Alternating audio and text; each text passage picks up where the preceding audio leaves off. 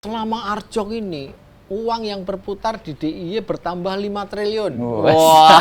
Di dalam merayakan Lebaran Seni ini, Ya. apakah kita itu mau sekedar ikutan, latah, mengadakan pameran yang itu-itu saja dari tahun ke tahun, atau kalau buat saya mungkin barangkali pilihannya yang kedua adalah melawan. Melawan apa? Apa yang dilawan? Nah, Ini yang suka disalahpahami. Maaf mas, saya nggak bercetak.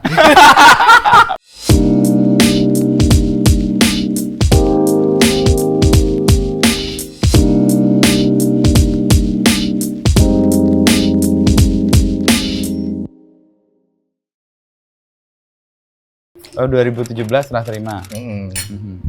Terus diaktifasi sebagai hotel. Enggak. 2017 itu kita belum ada rencana mau bikin hotel malah. Jadi masih kita sebagai pure developer. Oh, oke. Mau kita jual semua tadinya. Bentuknya apa? Apartemen atau? Oh. Dari awal kita memang mau bikin apartemen. Nah, pada perjalanannya 2019 itu ada berbagai faktor lah. Salah satunya memang karena ekonomi melemah. Kemudian aku melihat juga perkembangan arah kota Jogja ini ke utara. Oke. Ke arah kita nih. Wah, kok yang rame kok sekarang jadi tempat kita nih. Yang jadi makin premium, makin hype. Cari ya. Oke. Akhirnya aku berpikir, wah, aku berpikir kalau apa namanya, sayang kalau dijual semua.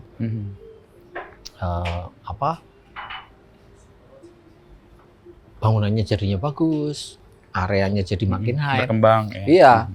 Kalau dijual semua, mungkin aku dapat duit, tapi bangun lagi juga nggak berani karena ekonomi lagi nggak bagus. Terus aku mikir nih, 2019 tuh. Udah mulai nih. Udah kayaknya. Ya. 2019 aku mikir, udah laku 200, tinggal sisa 100. Ini compound ini terdiri dari 300 unit. Aku mikir, wah sayang nih kalau dijual semua nih. Dari berbagai faktor tadi, udah kita bikin hotel. Oh, oke. 100 berhenti jualan, 100 kita bikin hotel. Wah, ditentang aku sama manajemen. Pak, kita ini lagi rame. Kita ini developer. Kita ini nggak ada satupun yang punya basis Hospitality. hospitality. I see. Nggak ada yang pernah belajar hospitality manajemen sebelumnya. Ya belajar. Oke. 2019 akhirnya lahirlah hotel yang namanya Pulang ke Utara dengan hanya 22 kamar. Kalau dikategorikan barangkali itu bintang 4 aja enggak? Bintang 2 aja. Enggak. Mungkin bintang 2 lah. Terus kok responnya bagus gitu. Dulu bener-bener kita hanya try and error 22 kamar, 11 pegawai. Nggak punya kitchen. Oke. Breakfast itu dulu kita belikan. Jadi tamu kalau check in. Oh, pesan makanan. Oh, konsep kayak losmen. Iya. Bapak mau makan apa? Ada pilihannya adalah gudeg. Nanti kita belikan di mana? Atau di sekitar sini. Kebetulan kan banyak makanan banget. Ya, kuliner. Pulang sampai kita punya program namanya Pulang ke Tetangga. Oh, nyambung ke Pulang ke Utara, Pulang ke Tetangga untuk men-take over nggak punya kitchen. Betul. Ada gudeg, ada bubur ayam, ada gulai bangdul. Gitu. Pilihan di sekitar. Pilihannya gitu. Jadi mereka justru seneng gitu. Lucu nih. Terus nanti di plating nggak usah. Udah seitunya aja. Realnya aja. Otentik lah ya. Otentik. Oke.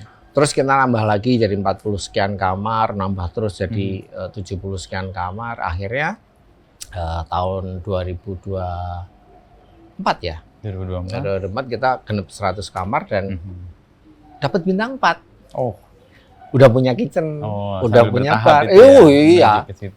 Wah, itu kalau dibikin drama bisa jadi mini seri. Gitu. Seru, Mas. Bagaimana membangun life behind it. Iya. Wah, itu beneran. Dari 22 kamar terus bertumbuh menjadi 100. Ternyata itu mengelola hospitality services, hospitality management itu ya kayak mengelola, yang seru tuh ngelola orangnya. Human resources. Wow, itu beda kalau misalnya gini. Kita butuh 100 laptop. Aku maunya 100 laptop speknya sebenarnya yang datang sama. Iya. Kebayangin orang. Aku butuh CV mungkin sama. 10 housekeeping atau 10 front office gitu. Yang aku maunya seperti ini. Datang ya nggak ada yang sama. Begini-begini ya. And that's, I think, pengelolaan itu menjadi. Iya, the interesting point justru di situ. Gitu. Itu sampai 2024. Nah, 2025 kan bikin ini toko buku. Kenapa toko buku? Oke, toko buku itu sebenarnya adalah bagian dari galeri yang kita sebut Etsu. Oke. Namanya Etsu nih. Ya, ya. I am Etsu. I am Etsu. Ini sponsorin loh kasih. Kan di kelas gue udah lepek ya deh. Udah bahasa. I am Etsu itu bagian dari galeri. Galeri. Toko buku Galeri itu bagian dari galeri. Toko buku itu bagian dari galeri. Ya, galeri kita galeri seni yang namanya Etsu. Kenapa namanya Etsu? Itu karena kita sebagai penghormatan. Dulu tanah ini kan tanah pusaka dari punyanya. Perupa? Bukan. Pematung yang... Oh iya. Pak Edi Sunarso. Edi Sunarso. Yang patungnya paling ikonik di Indonesia mana? HI, Pancoran, Irian. Pembebasan Irian Barat. Ya. Betul. Ya. Dan 3 kali presiden pertama kita, Bung Karno, berkunjung ke rumah ini. Documented, banyak foto-fotonya. Oke. Jadi memang rupanya tanah ini juga apa ya? Kalau percaya roh barangkali ya, roh seninya itu sangat kuat. Oke. Jadi ya, dan dulu waktu saya mau beli tanah ini, saya juga ngomong sama Pak Edi, saya janji bikinkan kayak semacam etalase galeri kecil. Saya tidak menyangka akan jadi segede itu. Tapi ya syukur akhirnya bisa berdiri ya, yang seperti sekarang. Dan kenapa galeri selain alasan karena Pak Gini, Edi Sunarso? Sampai sekarang ya, selain janji kepada Pak Edi itu, ya saya sebagai pengusaha itu tertentu terus terang tidak punya satu alasan yang firm, Mas. Tidak punya satu alasan yang kuat. Dan bikin galeri itu juga tidak pakai hitung-hitungan yang jelimet. RAB-nya seperti apa sih nanti, hitung-hitungan bisnisnya kayak gimana, enggak. Ngalir aja. Karena saya percaya bahwa the whole compound ini kan ada utara sebagai residential, utara di Icon itu payungnya. Kemudian ada hotel yang tadi kita pulang, namanya pulang ke utara karena di dalam utara. Kemudian ini sekarang ada kita punya 18 plus music bar. Ini juga udah punya crowd yang cukup kuat. Di depan kan kita ada tenan Starbucks, itu juga udah jadi ikon lah ya, jadi penanda landmark. Nah, ada juga ruang meeting ngomong-ngomong yang kita punya. Nah, saya pikir ini akan jadi seru nih kalau ada sesuatu yang menyangkut seni dan literasi. Mengkombinasikan dua kekuatan itu ya. Betul. Ada seni, ada dengan literasi, galeri, ada toko buku, pasti akan menjadi sesuatu yang menarik ini untuk tidak hanya galeri galeri saja, tapi kombinasi antara galeri, residensial, kemudian ada hotelnya, ada 18 plus, itu menurut saya menjadi satu yang menarik. Jadi kayak ekosistem yang dibangun untuk menghidupi ruang itu ya. Compound kita Compound ya, betul. Nah, Kak, galeri ini disiapkan untuk galeri seperti apa? Karena kalau kita lihat di Jogja itu kan galeri banyak banget. Betul. Dan ragamnya juga macam-macam dan menggembirakan sih, ada lagi satu galeri. Nah, ini apa yang membedakan atau yang didesain menjadi galeri seperti apa? Tentu saja galeri Etsu ini adalah galeri, saya tidak malu-malu untuk bilang komersil. Oke. Ya. Emang ada yang malu-malu kadang-kadang? Banyak yang pura-pura nggak mau jualan tapi ya jualan. Gini, saya itu punya satu belief bahwa sebagus apapun konsep dan idealisme kita itu tidak akan sustain tanpa ada bisnisnya, tanpa financial yang sustainability. Ya. Jadi nggak ada lah pengusaha yang maunya nombok terus itu nggak ada. atau siapapun lah, pasti untuk bertahan hidup dan berkembang itu butuh yang namanya financial sustainability. Makanya Mas Dalbo nggak sungkan atau dengan sangat terbuka mengatakan ini bahwa galeri yang komersil, iya. Dari komersil dan tapi ya tentu tidak semata-mata terus kita sekedar jualan dan latah hanya bikin galeri dan seperti yang misalnya ya apalagi hanya musiman nggak sustain. Kita cukup serius di dalam mempersiapkan program misalnya. Kemudian ini sudah pameran yang kedua, 2 minggu lagi kita akan pameran yang ketiga. Ya, dan setiap pameran itu kita selalu ada penulis, ada kita menerbitkan katalog yang disertai dengan kolopin dan sebagainya. Setiap penulisnya pun menulis dengan serius gitu, tidak hanya mengeluarkan katalog gitu asal nggak ada harganya, enggak. Jadi galeri yang saya berharap menjadi galeri yang cerdas, yang bisa menjadi tempat untuk mengadu ide, mempertemukan gagasan. Itu kira-kira. Bentuk komersilnya apa? Orang harus berbayar untuk datang? Ya, salah satunya berbayar. Ya, kalau untuk umum kan kita 30.000, untuk mahasiswa diskon 50%.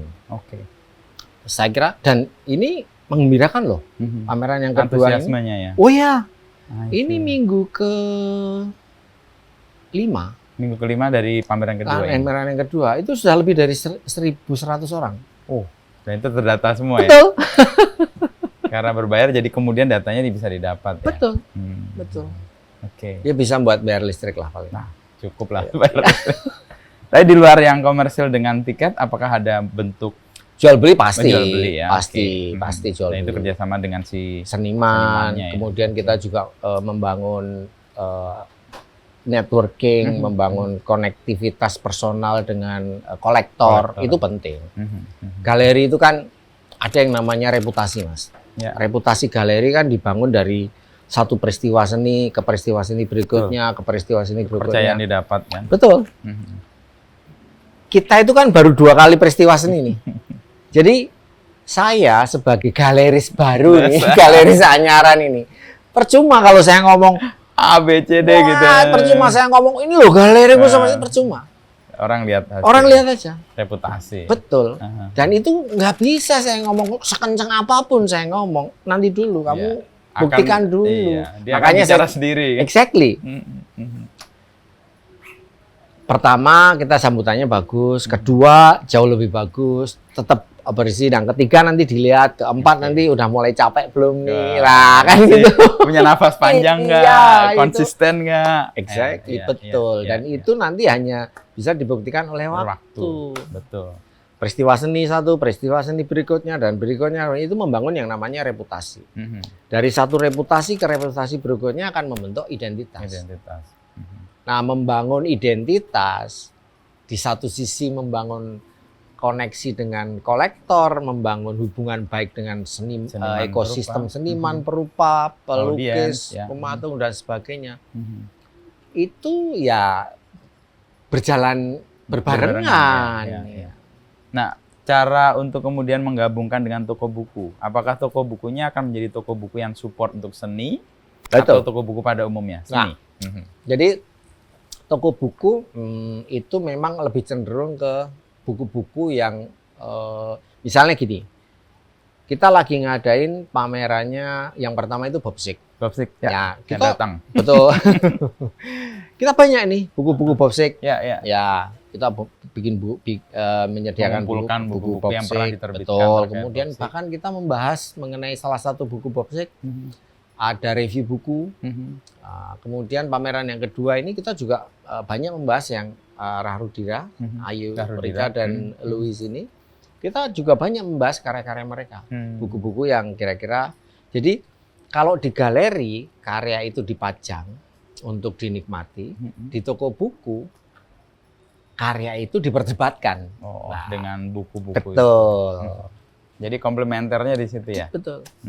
Nah, ada kecenderungan yang nggak tahu, ini sekali konfirmasi apakah ini bagian dari kelatahan atau tidak. Toko buku kan lagi rising nih. Dan generasi ini menjadi generasi yang lahap untuk menikmati produk-produk analog gitu atau istilahnya print lah atau yang material bisa kepegang. Itu Mas Dalbo sendiri melihat bagaimana itu? Saya gini, Mas, toko buku itu pada saat saya mengutarakan ide untuk membangun toko buku, banyak teman-teman pengusaha itu yang bilang, kamu mau bikin apa di ruangan ini? Mau bikin toko buku. Ngapain kamu bikin toko buku? Di Iya, Cibirin itu ya? nggak ada duitnya. Oke. Serius, tidak hanya satu. Beberapa teman-teman dekat ya pengusaha properti gitu yang atau developer yang datang ini, lo mau bikin apa? Bikin toko buku. Ngapain bikin toko buku? Sayang dong tempat kayak gini bikin toko buku. Tapi ya nggak apa-apa. Pertama memang saya suka baca. Di rumah saya juga punya banyak buku. Gitu. Ya, Mas juga pernah ke rumah. Iya ya. Nah, ya di situ akhirnya saya memutuskan, saya tidak latah loh ini. Ah udahlah, biarin aja. Bikin meskipun toko di iya. Cibirin atau diragukan tidak oleh satu orang. teman-teman ya. Iya. Okay. Jadi bukan karena latah atau apa ya, karena aku suka aja, Mas. Jadi melakukan apa yang disukai di ruang yang itu disiapkan dengan. Iya betul. Menurutku itu adalah modal yang banyak orang yang bilang kan, love what you do what you love. Cintailah apa yang kamu lakukan. Dan lakukan apalah yang kamu cintai. Ya. Di sisi lain, aku juga percaya bahwa a good design is good business. Good design make a good business. Nah itu juga kita selalu pegang. Value itu. Makanya detail banget ya Mas. Semua, iya dong. Aku basicnya kan arsitek Mas. Iya, nah kita nanti ngomongin arsitek tapi nunggu azan dulu nih. Iya. Kekuatan penulis kan gitu. Sama lah kayak Mas Ino begini. Bikin podcast itu kan juga orang melihat itu kan, wah kok menarik ya. Kok terjadi transfer itu kan sebenarnya juga. Ada ruang yang dibuka untuk saling ketemu. Oh kan? Betul. Ini sebenarnya itu kekuatan juga. Komunikasi kan di situ sebenarnya. Exactly. Nah, transmisikan satu pesan ke penerima pesan lewat sarana. Nah, sarananya lukisan kah, sarananya musik kah, atau ngobrol karya. Begini. Nah, ini juga karya nih. Iya. Hebat Mas. Hebat karena narasumbernya sih biasanya mereka punya. Salah satu yang saya paling suka itu waktu dengan Dian Sastro. Oh dia keluar tuh semua. Pinter tuh. Ya dia keluar. Ya. Itu loss. Ya. Dan dia pinter banget memang. Iya. Dian Sastro itu pinter. Iya. Dari umur 14. Ya. Sama dia itu dengan Jogja tuh ada ikatan yang sangat kuat tuh. Kayaknya kota kalau mau didatangin di Jogja. Sujoyono. Ya. Pindah ke sini. Pindah ke sini semua. Kenapa? Mereka kan juga membantu perjuangan melalui apa? Propaganda misalnya mencetak poster, mencetak grafis dan sebagainya. Nah, mereka di wadah itu, di Gampingan waktu itu. Jadilah ASRI. Oke, titik awalnya di situ ya. Sultan memfasilitasi, tak kasih tempat di Gampingan. Jadilah yang jadi ASRI itu. Nah udah itu jadi satu institusi tersendiri yang udah mengakar kuat. Mengapa kok sekarang? Terus akhirnya kan menjadi kesenian. Ketika itu jadi institusi, maka kan kemudian kan tumbuh generasi berikutnya. Itu yang tidak bisa dilawan oleh Surabaya misalnya atau Jakarta sendiri barangkali. Itu kayak takdir ya, yang datang tidak diminta tapi kemudian menjadi tumbuh karena bergenerasi. Iya. Ya, maaf Mas, saya nggak percaya takdir. Boleh kamu percaya takdir. Kita percaya pada yang seni-seni aja dulu. Tadi kan ini Juni itu kan Lebaran. Betul. Orang di Jogja. Ya, jadi kan, gini, hari-hari ini di Jogja ini kan lagi dilanda euforia, yang namanya orang menyebutnya Lebaran Seni. Betul. Iya kan? Sejak 5-7 tahun terakhir lah orang merayakan sebagai Lebaran Seni selama hampir 2 bulan nih. Semua mata insan seni Indonesia maupun negara tetangga Australia, kemarin teman-teman saya dari Singapura datang. Bahkan Jepang tadi Ion, tertuju ke satu titik yang namanya Arjok. Ya. Pemat nih tanggung jawab. Pas Pemat kan selalu ngomong, selama Arjok ini uang yang berputar di DIY bertambah 5 triliun. Wah. Oke, kita percaya aja lah. Ada yang ngitung katanya. Oke, silahkan. Nah, tapi memang menurut terjadi saya perputaran betul, ekonomi itu. Mau nggak mau, suka nggak suka, memang Arjok menjadi katarsis, menjadi magnet yang luar biasa. Ya. Nah, bagi siapa ya? Bagi ekosistem seni. Nah, kita ini sebagai penghuni ekosistem seni ini harus, saya itu kadang-kadang merenungkan, kita harus bersikap seperti apa ini di dalam merayakan Lebaran seni ini. Ya. Apakah kita itu mau sekedar ikutan, ya, latah, mengadakan pameran yang itu saja dari tahun ke tahun, atau kalau buat saya mungkin barangkali pilihannya yang kedua adalah melawan. Wah, melawan apa? Apa yang dilawan? Nah, ini yang suka disalahpahami. Apa yang perlu dilawan, Mas? Nah, ini pertanyaannya bukan siapa tapi apa, ini bagus nih. Iya, apa memang? Ya. Jadi sekali lagi kita harus melawan, bukan melawan siapa, bukan melawan galeris yang lain, bukan melawan Arjok juga gitu, atau bukan melawan teman-teman kolektor yang dari Jakarta yang berbondong-bondong datang ke sini, enggak. Yang kita lawan itu adalah situasi atau kondisi saat ini di mana ada satu hegemoni struktural yang menguasai ekosistem seni.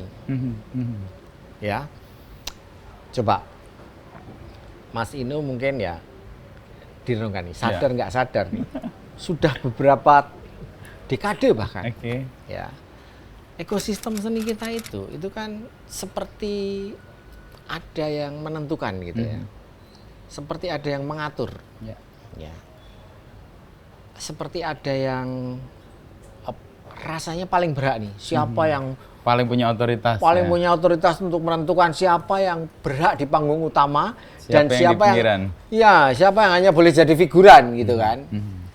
Ini yang harus kita lakukan. Nah, ini biasanya ditentukan oleh mereka-mereka yang mempunyai kekuatan di sosial, budaya tertentu, politik barangkali, atau ekonomi. Ya, ekonomi. Finansial. Nggak gampang memang. Ya nggak ada perjuangan yang mudah. Kalau mudah namanya bukan perjuangan, bukan perlawanan. Iya, iya. Dan ini kayak jadi juga cermin di banyak wilayah dan bahkan negara ya. Betul. Dan di dunia barat pun itu sudah mulai ada gerakan yang namanya Let the Subaltern Speak. Oke. Jadi ayo kita beri ruang-ruang inklusif, ruang-ruang yang tidak eksklusif, ya, untuk lebih berbicara lebih lantang. Gitu. Jadi teman-teman yang di pinggiran, kaum minoritas yang selama ini nggak mendapat perhatian, itu bersuara dan dapat ruang. Yang sepertinya hanya menjalankan kehidupan remeh-temeh, tapi sebenarnya mereka ini menjalankan sesuatu yang otentik. Authenticity itu yang mahal itu. Ya? Betul. Ini yang harus diangkat untuk memperkaya sebenarnya. Jangan hanya kemapanan semu. Ya. Dan kalau itu terus yang dilakukan, kesegarannya kan hilang. Betul. Jadi cuma nget-ngetan aja kalau orang bahasa. Ini enggak asik lah. Iya. Justru ayo kita coba deh dari ini. Ini saya punya alasan kenapa Mas Wawan Dalbo sering disuruh buka pameran. Karena ini nih, wah, kasarannya. Dan biasanya pamerannya, gue pengen pameran yang nggak biasa. Nah, mungkin itu, padahal baru masuk ke ruang seni kan ya setahunan ya. Nggak sama. Jadi Arjok 2024 iya. Artinya dapat panggung utamanya lah gitu. Kalau seni-seniannya udah lama kan. Ya, basicnya kan aku arsitek, Mas. Jadi arsitek itu kan satu disiplin ilmu yang cukup unik menurutku. Dia itu ada tekniknya, tapi juga ada artnya. Gabungan dua itu ya. Menggabungkan antara teknik dan art, karena dia sebenarnya kan boleh dibilang applied art. Jadi seni yang harus diaplikasikan dan harus bisa mewadai fungsi. Fungsi apa ya? Harus bisa ditinggalin kalau rumah. Ruang itu ya nggak boleh ambruk nanti, atau nggak boleh sembribit. Sembribit kalau untuk yang desain itu sembribit boleh. Nggak didesain sembribit kok sembribit. Itu Itu bukan bonus namanya, itu salah desain itu. Dan sebagai arsitek percaya tadi ya, good design. Ya, itu It's a good karena business. saya juga arsitek dan aku juga entrepreneur, developer, kemudian sekarang jadi hotelier juga, sekarang jadi galeris dan pembuka pameran profesional. Banyak nih sekarang ininya, banyak, titelnya. Udah, saya itu banyak tokoh yang bilang mudah disalahpahami. Ya udah saya terima aja lah. Ini ya titel. Tapi di era sekarang disalahpahami itu menyenangkan loh. Mungkin ya. Menurut saya karena orang nggak akan menebak kita dengan sangat mudah. Betul. Karena kita dipahami betul, ketebak banget. Oh iya. Saya sih ngerasa kadang-kadang malah ingin mengacaukan pemahaman orang. Kalau saya pribadi. Oke.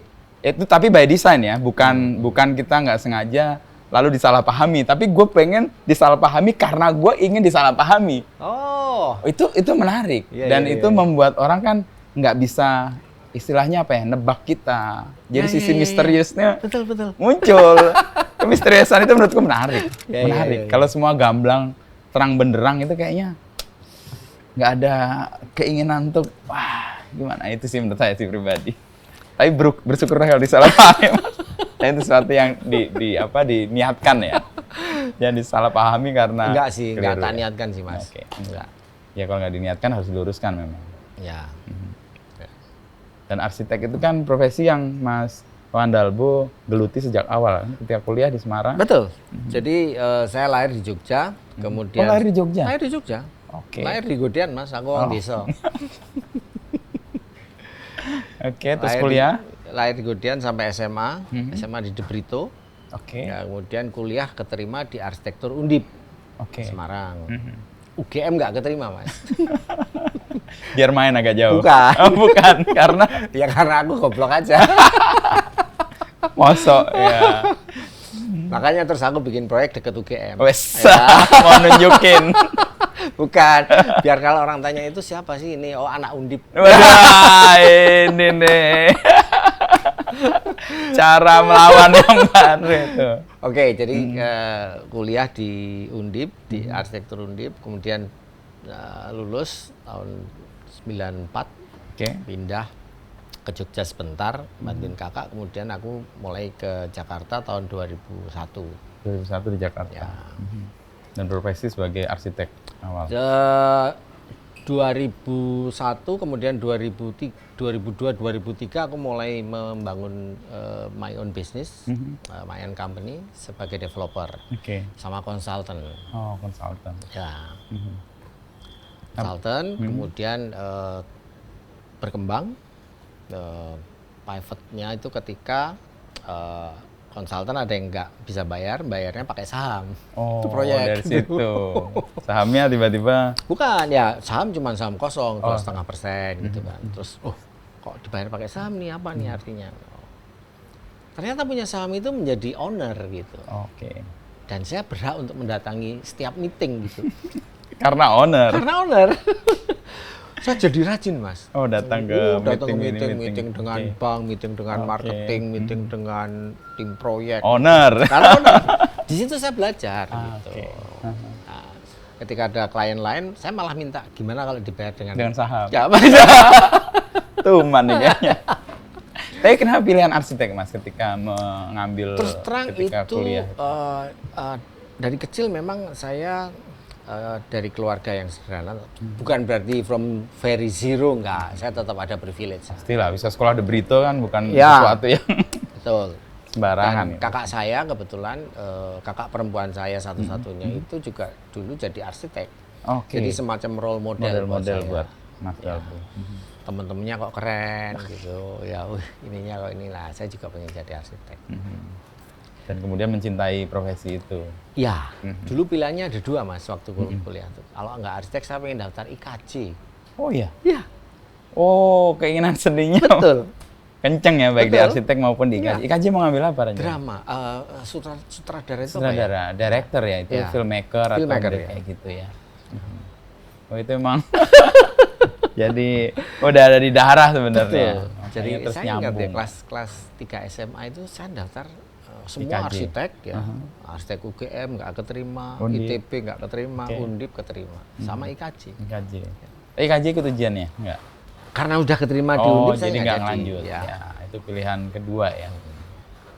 Nah, arsitek, tadi seni-senian Ya. sudah kelihatan, lalu bikin galeri dan sebagainya. Sekarang otomotif. Nah, Mas Dalbu kan salah satu yang saya kemarin lihat, gila ini.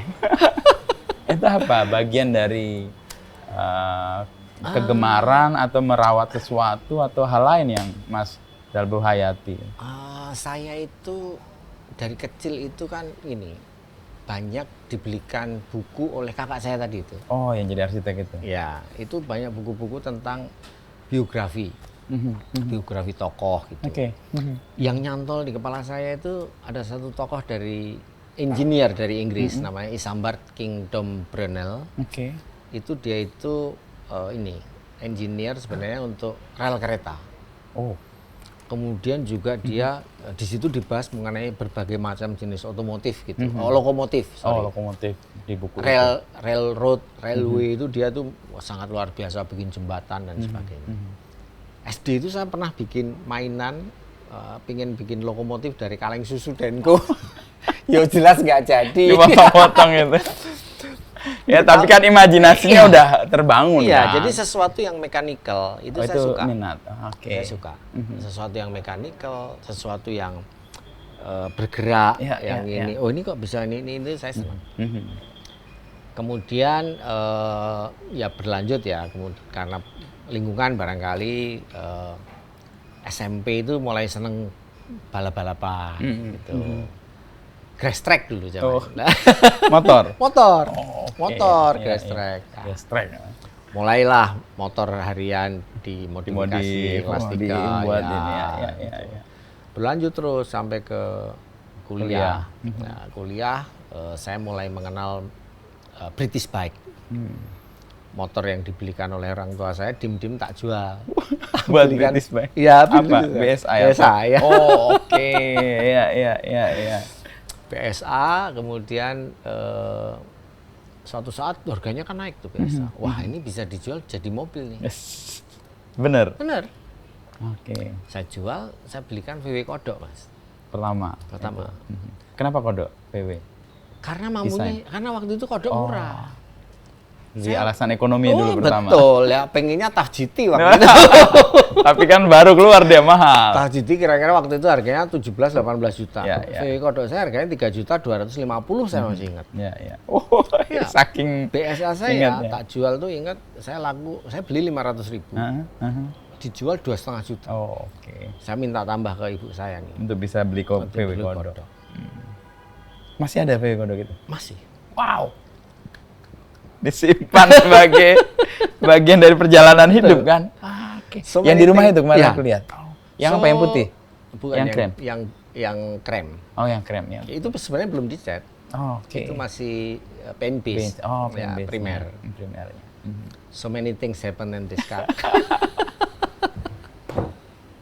Oh, dari VW. Terus VW. ya suka dengan mechanical. Oh, saya baru paham kenapa kok di rumah ada jembatan itu. Iya. Nah, itu bagian dari mimpi masa kecil ya. Iya. Menemukan itu langsung. Betul. Oke. Coba semua kan unsurnya pasti besi, metal. Kemudian sesuatu yang recalling nih kita ngobrol begini jadi loh iya benar baru nggak juga kan saya baru ingat oh iya kok ada jembatan di sana itu kan rel meja makan saya juga dari bekas mesin pemotong tembakau saya suka gitu yang begitu itu kira-kira terus berkembang hobinya dari VW ke yang lain-lain ya VW karena mungkin saya orangnya kompetitif senang balap ya ikut off-road, sempat jadi juara nasional tahun 2011. Gitu. Pakai apa off-roadnya, Mas? Bikin mobil tubulan. Oh, bikin yang disiapkan untuk kompetisi memang ya? Betul. Oh, oke. Jadi kesukaannya disalurkan lah ya? Betul. Dan punya Mini nih, yang tahu. Mini biru. Betul. Di situ. Itu salah satu, menurut saya, salah satu mobil yang orang harus punya sih. VW Kodok, Mini. Terus kalau bisa G-Wagon. Oh, G-Wagon ya. Land Cruiser yang Toyota yang Kita nyebutnya hardtop itu. Hardtop itu ya. Antara itu ya. Itu cowok banget lah itu.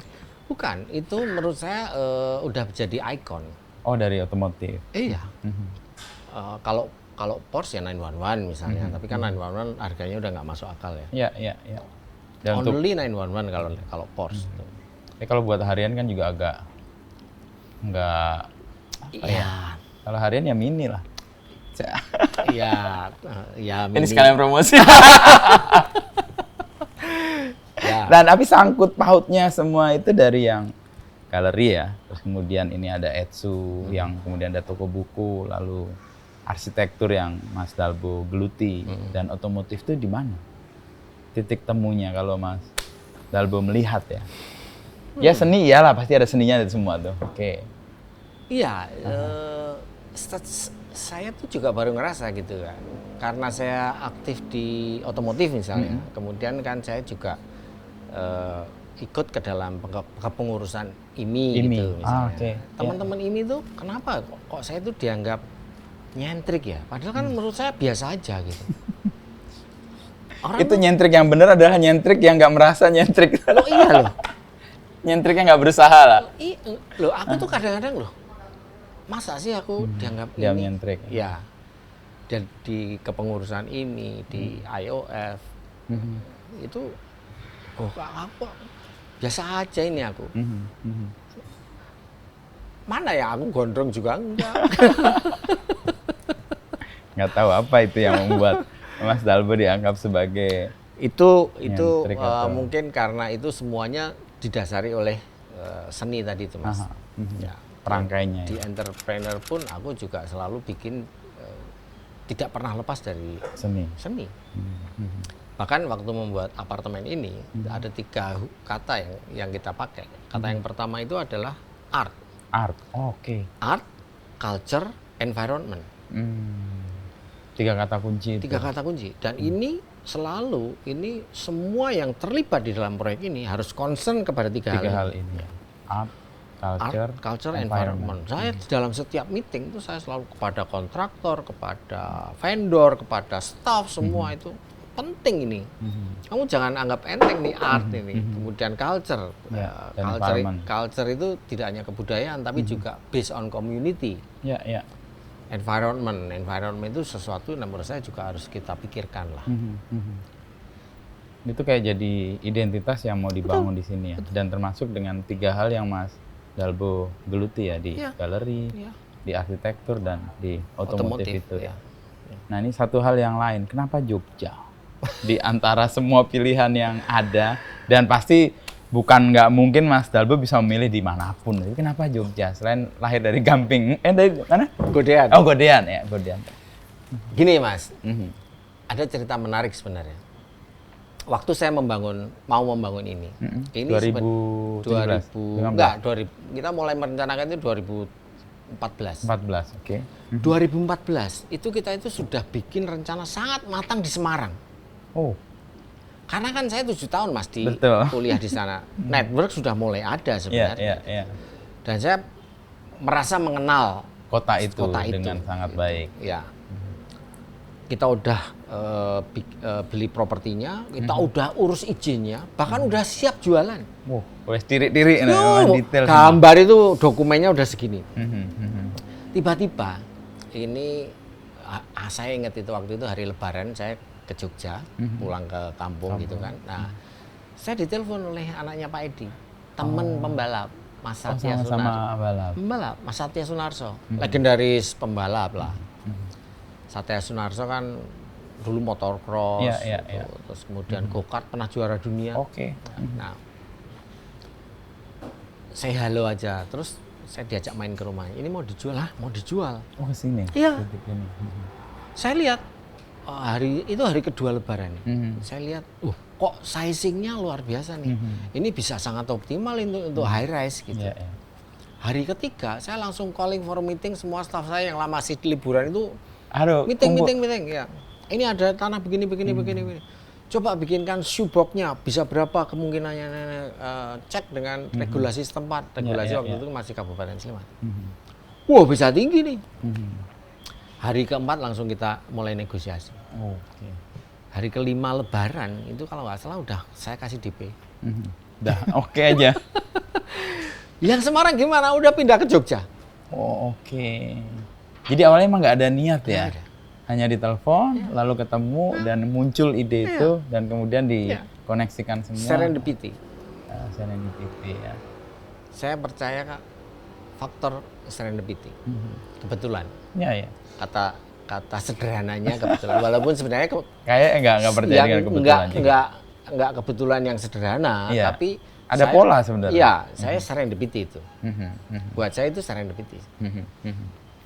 Bahwa kemudian kenal dengan anaknya Pak Karena sama-sama di ya itu kan bukan kebetulan juga, itu kan pola yang kita betul. nggak sadar, tapi kemudian menjadi oke. Lupakan Semarang lalu fokus di Jogja. Betul. Dan betul apa yang direncanakan di Jogja sesuai dengan oke. Langsung ketemu Pak Edi, almarhum.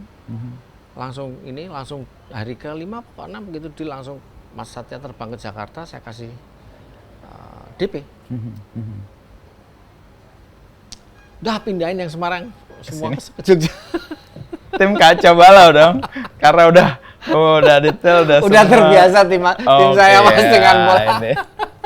Pola yang tiba-tiba Iya. Ini jalan ninjanya kayak gini memang kayaknya. Jadi karena faktor mungkin ya kebetulan dalam tanda petik lain. Faktor lain apa Mas? Kenapa Jogja menarik menurut Mas Dalbo? Mungkin karena saya lahir sampai SMA di sini. Tapi sebenarnya dengan saya tinggal di Jakarta, di Semarang selama 7 tahun, kemudian di Jakarta selama hampir 20 tahun. Persis. Itu kan saya juga jadi harus membangun network baru di sini. Teman-teman SMP saya, teman-teman SMP udah ketemu juga udah nggak nyambung. Iya. Karena udah terlalu lama kita mempunyai proses hidup yang berbeda. Itu kan ya jadi nggak nyambung. Dunianya udah berbeda. Dan nggak apa-apa juga. Oke. Ya. Jadi kayak fight dari awal lagi nih. Ya nggak fight lah. Saya sih ngelakonnya jalan aja. Oke. Ya. Jogja tanah kelahiran, ada kebetulan, tapi kan juga ekosistem atau kalau kita soal hotel ya, soal hospitality. Hotel tumbuh karena turis kan, dan Jogja awalnya kan tidak hotel Mas. Oh iya benar, awalnya bukan awalnya hotel. Apartemen. Waktu itu. Nah berubah itu ya. Waktu itu. Okay. Waktu itu memang di Jogja itu kembali lagi ada euforia. Banyak developer yang membangun apartemen, tapi untuk kelas mahasiswa. Banyak banget. Iya tahun itu ya. Tahun itu tuh kan ada student park, student castle yang semua itu mendekati kampus bangun apartemen, mendekati kampus bangun apartemen. Ya kos-kosan tapi yang high rise, yang vertikal kos-kosan. Ya. Saya pengen sesuatu yang berbeda. Dari awal kita pengen hunian yang premium, pemainnya kan belum ada. Iya. Oh riset dulu berarti itu ya? Oh iya. Ruang yang bisa dipakai untuk membangun bisnis di mana. Again ya serendipity tadi. Saya mengkonsepkan yang ingin, makanya namanya Utara. Kenapa Utara? Karena di utara, bukan? Bukan. Karena kita pengen bangun sesuatu yang premium, itu kan selalu yang di atas. Nah, kalau di dalam peta, arah utara itu di mana? Di atas. Kalau arah utara di peta itu di sini, itu berarti petanya miring. Kebalik. Oke. Ya, jadi kita pengen sesuatu yang di selalu di atas. Namanya utara untuk membedakan dengan arah mata angin, makanya T-nya double. Oke. Tapi orang bisa memaknai itu juga karena ini juga ada di utara. Ya, sebenarnya nggak juga kan di sebelah utara sana juga makin banyak berkembang. Ini udah jadi tengah nih sebenarnya. Ya. Meskipun posisinya di Sleman ya di utara, tapi dia udah di tengah ya meluas lah kayak Jakarta. Ya kembali lagi serendipity, kebetulan pertumbuhan kota Jogja ini kan ke utara. Coba lihat nih, banyak sekali high rise building di sana. Bukan di Bantul, bukan di arah Prambanan, bukan di arah Nggodean. Semuanya ke sini. Ke utara. Makanya kan di tengah jalan tadi, wah sayang juga nih dijual. Serendipity-nya ada di situ lah. Ya. Tapi kalau ngomong soal faktor kebetulan, ini kan ya kebetulan atau luck itu kan kadang-kadang menghampiri orang-orang yang siap. Oh iya. Kalau nggak siap ya dia akan kita harus bersiap diri dong. Membekali diri dengan semua kemungkinan senjata yang akan bisa kita gunakan. Mulai dari belati yang kecil, mulai dari pesto, mulai dari ibaratnya kalau mau perang itu mulai dari mortar, semuanya harus disiapkan. Kapan masanya datang dia udah tinggal jalan. Ketemu ini pakai ini, ketemu ini pakai ini, ketemu ini pakai ini. Itu menurut saya kan udah banyak yang mengajarkan kayak gitu ya. Kalau kita ngajarkan ke anak-anak kita kan juga siapkanlah dirimu untuk termasuk kamu juga harus selalu siap untuk melihat serendipity itu lewat.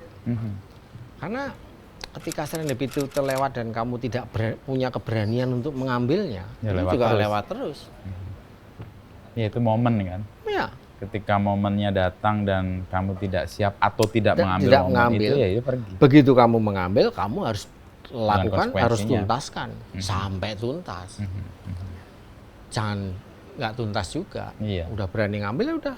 Konsekuensinya harus diterima dengan penuh tanggung jawab. Nah Mas, apa yang kemudian Mas Dalbo perjuangkan dalam upaya di Jogja ini dengan sejumlah kalau saya menyebut entitas bisnis. Ya, sisi Mas Dalbo yang demikian beragam gitu ya.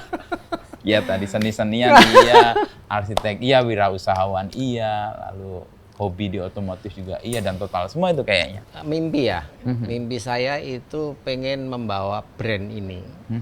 Brand Kompon ini yang terdiri dari utara di Icon sebagai hunian, kemudian pulang ke utara sebagai hotel. Ada sekarang ketambahan ada 18 Plus sebagai bar, ada fasilitas Edsu sebagai galeri yang serius. Kemudian ada toko buku, kemudian ada ruang meeting dan sebagainya. Ini menjadi global brand, Mas. Dia paling nggak dikenal oleh regional lah. Target saya yang mungkin lebih masuk akal barangkali ya. 2027 paling nggak di feature di majalah Monokel lah. Boleh lah itu boleh. Ya, itu regional dan internasional. Ya. Saya udah loh di Monokel. Oh ya? Kapan Mas? 2017. Oh nice. Tapi untuk Kompas Gramedia, tapi aku diwawancara waktu itu. Persis itu kita nggak nyangka juga. Karena media waktu itu sedang gonjang-ganjing. Monokel tuh melihat Kompas Gramedia sebagai entitas bisnis media itu survive.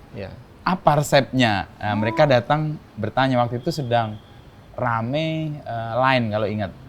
Line Today dan sebagainya. Jadi mereka yang datang? Nggak diundang? Enggak. Oh wow. Minta wawancara. Itu 4 halaman. Karena bulan lalu kan mereka datang ke Jakarta. Oh iya, tapi yang diundang yang untuk Blok M itu ya, kalau nggak salah acara. Ada satu brand hotel lah. Saya nggak bisa sebutkan namanya. Tapi ada aktivitas juga di Blok M waktu itu, mungkin rangkaian itu kan. Rangkaian. Dia datang waktu itu, mereka bersurat ke CEO kami, Mbak Lili, terus dari CEO terus dialihkan ke CEO media, Mas Andi Budiman, lalu saya sebagai pemret kompas.com. Mesti kasih lihat monokelnya.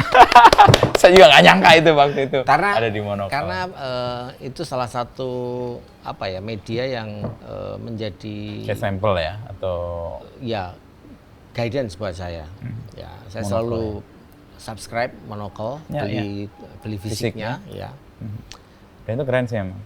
Menurut saya salah satu majalah yang cukup beragam, komplit bahasanya.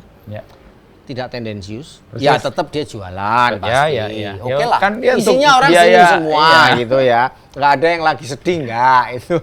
Kita harus paham itulah. Nggak ada di majalah Monokel orang yang susah sedih gitu ya. Pasti fotonya juga orang-orang lagi senyum, lagi ini nggak apa-apa. Tapi paling tidak dia itu membuka wawasan, menambah knowledge.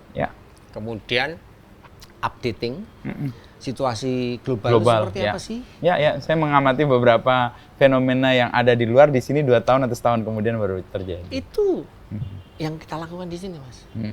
Kenapa kok ketika hotel-hotel di Jogja itu yang lain pada mengeluh karena penghematan dan sebagainya, ya kita juga terpengaruh. Tapi kita nggak yang ini banget, karena kita mempunyai satu orang yang mungkin orang nggak ngerasa gitu. Oh, kok ini berbeda ya? Dan resep itu kayaknya perlu Betul. Mulai dari hardware-nya, softwarenya. Hardware itu apa? Ya gedungnya, arsitekturnya, interiornya, artboardnya, vibe-nya, bau-bauannya, musiknya, musiknya itu harus kita semua pikirin. Indra Semua indra. Hardware itu kita pikirin. hampiri, ya. Software, nah itu beda lagi. Itu adalah services. Itu hubungannya antara orang ke orang, dan itu adalah never ending job. Bagaimana kita terus menerus ngasih tahu staff, bagaimana kita harus ngasih orang. art experience,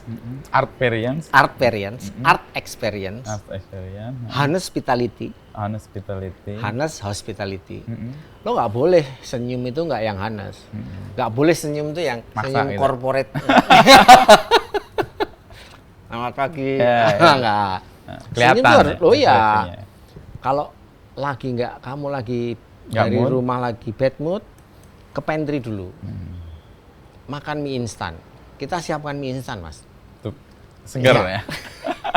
Itu terapinya ya. Ini tipsnya ini. Betul. Selalu di pantry kita tuh ada mie instan untuk staff. Jadi kalau kamu lagi bad mood, makan mie instan. Itu biasanya mood booster ya. Iya, mood booster baru kamu balik ke your workstation untuk melayani terutama yang frontliner. Iya, yang ketemu dengan customer langsung. Betul. Dan itu memang itu never ending job. Harus kita grinding setiap hari. Dan kan juga berubah kan tuntutannya. Nggak bisa. Kalau nggak seneng, udah jangan masuk hospitality. Kalau dibikin mini seri itu udah jadi mini seri Netflix tuh, live behind tulang gitu. Kan punya pengalaman dan ingin masuk IKJ, harusnya bisa itu dibuat sebagai cerita. Wah, itu kan storyboardnya kan udah ada di kepala Mas itu. Ngurusin ini kan staff hampir 200 orang ya. Wah, neko-nekonya, dramanya loh. Oh, iya pastilah. Tadi kan menyebut paling nggak 2027 ada di Monocle. Kenapa? Selain Monocle tadi dijelaskan bahwa dia majalah yang menjadi kayak panduan atau jadi karena cara mungkin untuk orang melihat. Mas ini udah pernah di feature di Monocle. Kalau saya nggak cerita, nanti nggak tahu. Tadinya saya membaca Monocle sejak lama ya. Ketika waktu itu saya sangat terpapar itu saat orang-orang desain atau orang-orang marketing gitu ya membawa majalah itu dan biasanya di bandara. By the way, ini kenapa bahasanya jadi Monocle ya? Nggak ngerti. Karena ini sesuatu yang kayak jadi mimpinya Mas. Ya, no. This is ini apa common sense. Common sense. Ya, punya minat yang sama juga. Iya. Nah, waktu itu aku lihat orang-orang kenapa baca ini ya, terus aku cari. Oh, ternyata ya dia coba gini deh, kalau kalian yang anti Monocle misalnya, sebutkan deh mana majalah lain. Iya. Nggak ada. Kalau kecil-kecil ada. Waktu itu saya menemukan di Inggris, namanya The Pioneer.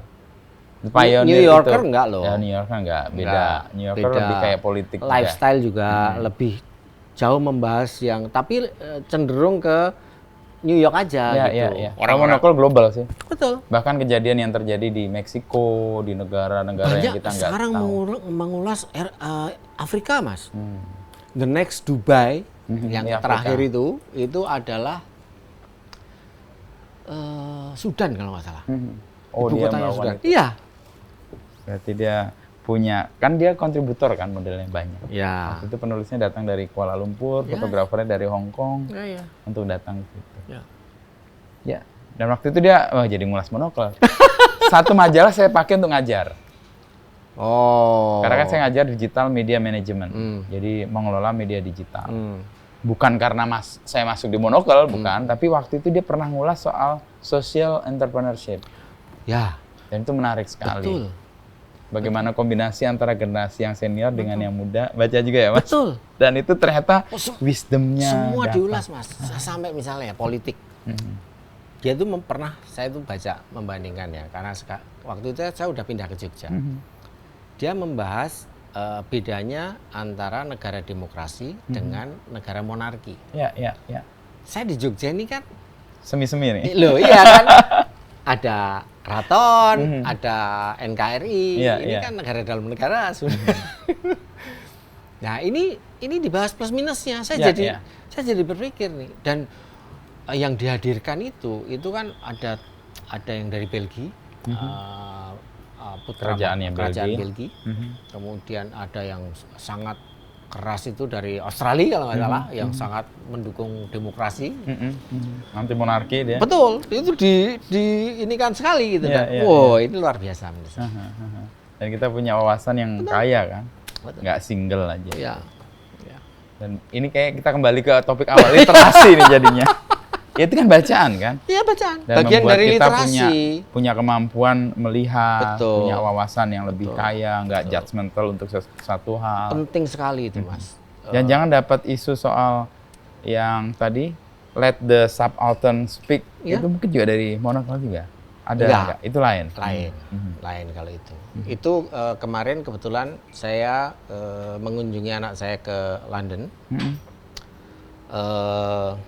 Lebaran kemarin, anak saya satu-satunya itu tinggal dan kerja di London sekarang. Mas. Nah, kuliah di sana, terus kerja di sana, tinggal di sana. Sempat pulang sini sebentar, terus dapat kerjaan di sana. Nah itu ada pameran di Barbican Gallery, itu yang ngulas tentang itu tadi, let the altern speak tadi itu. Let the subaltern bahkan speak. Sub ya? Iya, bahkan udah altern, subnya lagi. Jadi lebih kecil lagi. Bahkan itu diberikan ruang untuk bersuara. Let the subaltern speak. Dan itu yang menggaungkan justru dari Barbican. Ada satu seniman dari Indonesia, Citra Sasmita. Tahu aku. Ya. Yang dia perempuan. Ya, kamasan. Dia bikin kain itu panjang. Bikin di pameran di Barbican. Ya, aku mau ketemu dia, nggak kesempatan Citra Sasmita. Dia membahas soal itu juga, membahas soal perempuan. Kan perempuan kan selalu dianggap dan disisihkan kan. Betul. Dianggap tidak punya suara dan kemudian disisihkan. Itu punya suara yang penting untuk kita. Betul. Laki-laki juga penting, Mas. Wah, saya bukan patriarki loh. Oh iya. Tapi lebih penting perempuan. Itu lebih. Oh iya. Perempuan itu gimana ya? Kemampuannya luar biasa loh. Mereka yang bisa mereproduksi kan perempuan. Iya. Ya dengan bantuan laki-laki. Iya. Kita cuma pembantu aja kita. Pendonor. Hebat. Itu kenapa saya nikahin perempuan, Mas. Udah. Cukup nih kita ngobrol ya. Thank you Mas Dalbu ya. Terima kasih. Waduh, ini dari surup sampai gelap kita menikmati 18 plus ini. Di utara 18 plus. 18 plus ya. 18 plus kita. Kenapa namanya 18 plus? Ke lantai 18. 18 plus naik tangga. 18 plus tuh itu. Tapi orang mengasosiasikan macam-macam kan? Oh iya, biasa. 18 plus. Mudah disalahpahami. Tapi ini by design. By design. Iya, artinya disalahpahami dengan desain itu menurutku keren. Ya tadi tuh, membangun misteri sehingga orang nggak mudah menebak kita. Ya. Dan kalau dia salah menebak kita, pergerakan kita kan aman. Itu. Terima kasih. Gimana Bu? Kita lanjut ya.